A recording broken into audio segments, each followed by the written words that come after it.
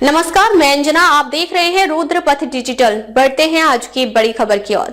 फारस की खाड़ी में फंसे 22 भारतीय जहाज। इंडियन नेवी ने बढ़ाई हथियारों से लैस वॉरशिप की तादाद, एस्कॉर्ट करने को मुस्तैद।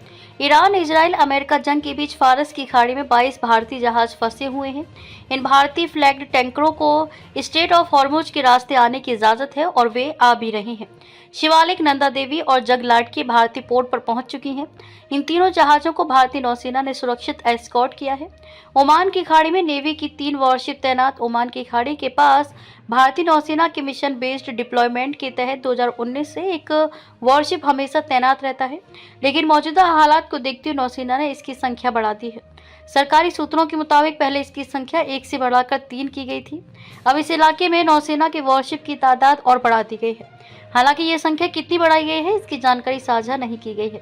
इन वॉरशिप का काम भारतीय फ्लैग्ड शिप्स को एस्कॉर्ट कर सुरक्षित इलाके तक पहुंचाना है। स्ट्रेट ऑफ हॉर्मुज में 22 भारतीय जहाज मौजूद। भारत सरकार के मुताबिक फिलहाल स्ट्रेट ऑफ हॉर्मुज के पश्चिम में 22 भारतीय जहाज मौजूद हैं। मिशन बेस्ड डिप्लॉयमेंट के तहत भारतीय नौसेना की तैनाती दुनिया के 6 अलग अलग इलाकों में है। इन सभी इलाकों में 2017 से लगातार तैनाती बनी हुई है। मिशन बेस्ड डिप्लॉयमेंट के तहत ओमान और अदन की खाड़ी के पास भी 2 बड़े अभियान जारी हैं। ओमान की खाड़ी में ऑपरेशन संकल्प और अदन की खाड़ी में एंटी पायरेसी ऑपरेशन।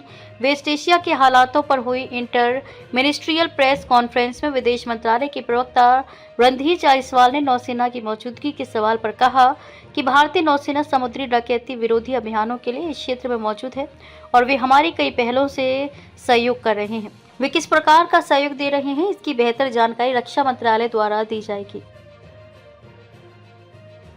दैनिक रुद्रपथ अब डिजिटल प्लेटफॉर्म पर भी। खबरों में अब तक के लिए इतना ही। फिर होगी आपसे मुलाकात, तब तक के लिए नमस्कार। देखते रहिए रुद्रपथ डिजिटल। ऐसे लेटेस्ट अपडेट पाने के लिए हमारे चैनल को लाइक करें। अगर आप हमें फेसबुक, ट्विटर, इंस्टा के माध्यम से देख रहे हैं तो हमारे चैनल को फॉलो, कमेंट करना ना भूलें। धन्यवाद।